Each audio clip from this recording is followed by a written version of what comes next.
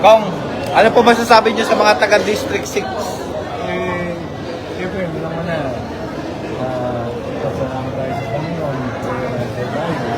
Siyempre, sa mga kapamilya, sa galing na distrito ng Manila,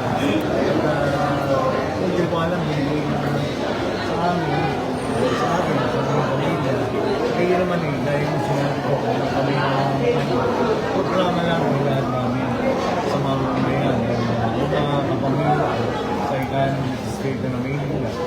At ako nagpagkapihan, nadinig ko lahat ng mga email. At nung naiikot ko sa loob ko sa kuling sa kumulid ng kapihan, nakakaroon kami ng kumayan, nadinig ko yung mga email. At nung time na kampanya na sabi ko kanina na yun ang gagawin kong programa. Dahil may kasabihan na, a good leader is a good follower. Siyempre kami kailangan makinig at di ba may kasabihan na pagka gusto neta lang, pagka ngayaw maraming dahilan. So yun lang naman yung milad ko sa district ko, kung ano yung hinayin nila, yun ang gagawin ko programa dahil yun ang may pangangailangan sa aming distrito na hindi nabibigyan ng pansin.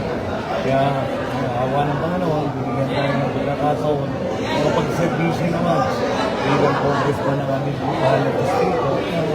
Kaya nasabi ko, ako siya nasabi, kami handa kong tumulong sa abot ko ng ating mga kaya at may awan Diyos na matutugunan ko po lahat yung inain nila kami ng distrito. Congrats po ako. Congrats. Let's go. Congrats po.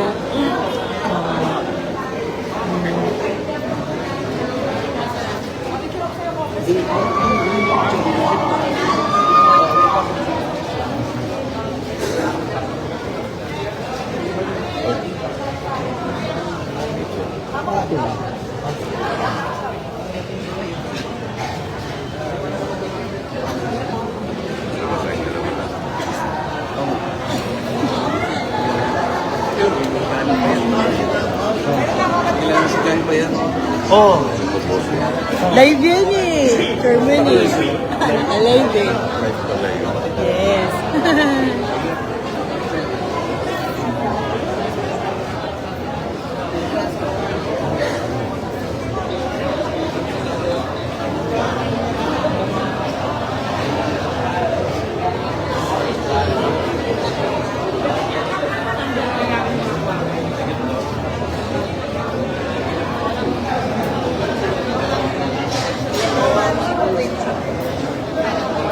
Congratulations na.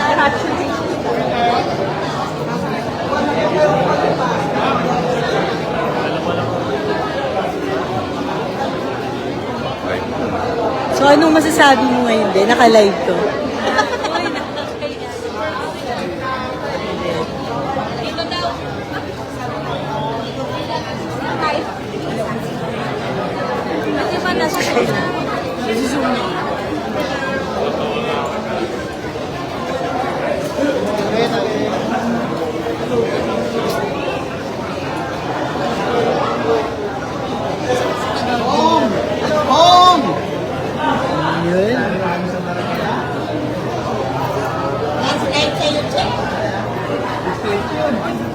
Bulan na lang, 9-0, tahulog na sa ticket. 8-0 sa akin. Kaya, pag yung ako, kapag, ay bakit ako,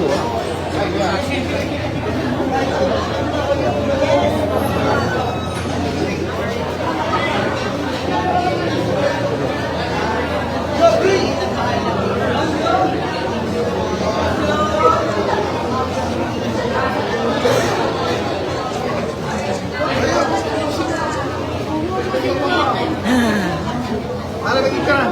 Para nag-ika kayo.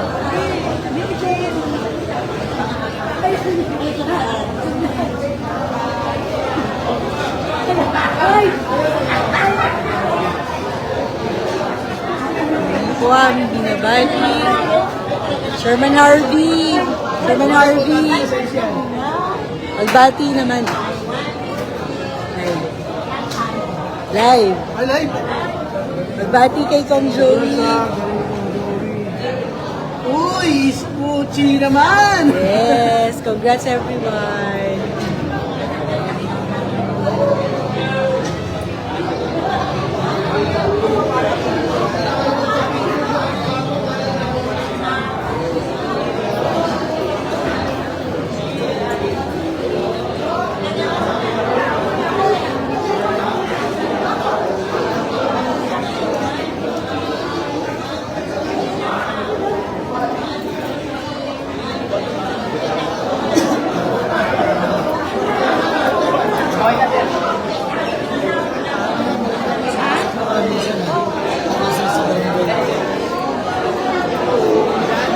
Shout out daw kay Chairman. Shout out kay Chairman Patol, naging Chairman ng programa.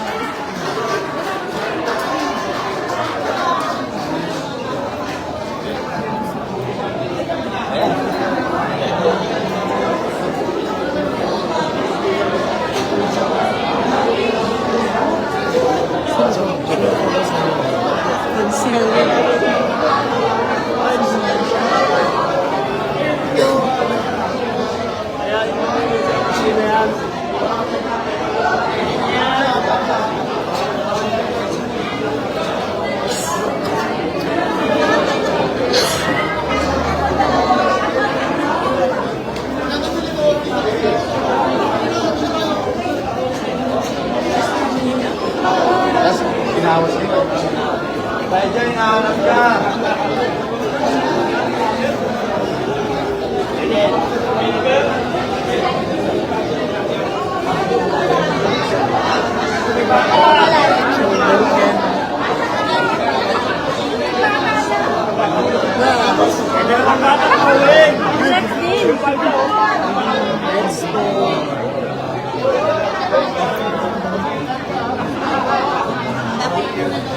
At ito na nga mga kababayan, may resulta na dito po sa 6th District ng Manila, no? Sa pagka-congressman at panalo na po itong si Congressman-elect Joey Uy, mga kababayan, no? Tinalo niya itong si Congressman Benny Abante. Ayan, si Congressman Benny ay hindi na po makakaabante sa 28th Congress, mga kababayan, dahil natalo na po siya, no? Dito po sa manok ni BP Sara at ni Yorme na si Congressman-elect Joey Uy, mga kababayan. Ay, nagpasalamat na po itong si Congressman-elect Joey Uy sa mga tao, no, sa District 6 sa pagsuporta sa kanya. Ayan, so binoto po siya ng taga District 6 Manila, pero hindi naman ganun kalaki yung kanyang agot, mga kababayan, no? Medyo close po yung kanilang laban ni Congressman Abante dito po sa 6th District ng Maynila, mga kababayan.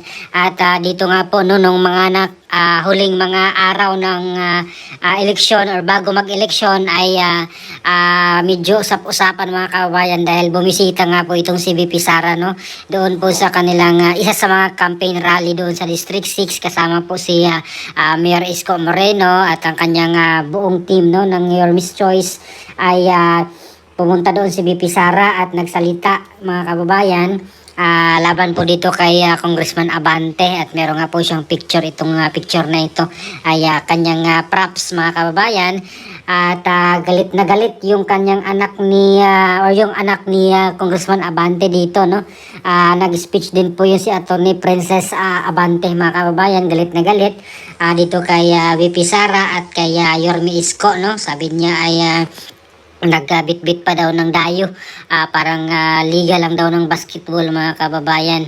Ayan, sinagot nga po siya dito ni BP, mga kababayan, no? Kasi sabi ni Atty. Princess, wala daw pong naiambag itong si BP Sara dito po sa mga taga District 6 Manila, mga kababayan. At sabi po ni BP ay meron po siyang satellite office nandito sa Manila, no, nandun sa Tondo, at ang kanya pong kinikater na services ay buong lungsod ng Maynila, mga kababayan. So hindi lang po taga Tondo, kung hindi all over City of Manila, yung mga residents doon ay pwedeng humingi ng tulong doon sa kanyang OVP satellite office sa Tondo, Manila mga kababayan. At ngayon nga po, ito na, tapos ng eleksyon at meron ng resulta. Ayan, panalo na po itong si Congressman-elect Joey Uy mga kababayan. At siya na po yung bagong congressman ng 6 districts ng, or 6 district ng Manila mga kababayan. So, wala na po si Congressman Abante, no? Hanggang dito na lang siya sa 19th Congress. Hindi na po siya makakaabante ng 28th Congress mga kababayan. So, ano pong opinion nyo mga kababayan? Sa tingin nyo po ba ay nakatulong din po yung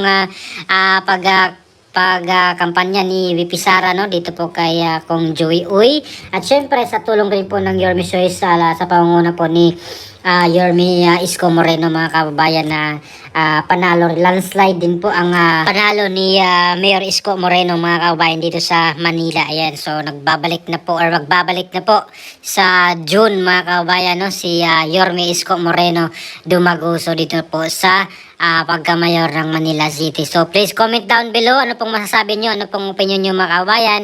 Maraming salamat. God bless po sa ating lahat.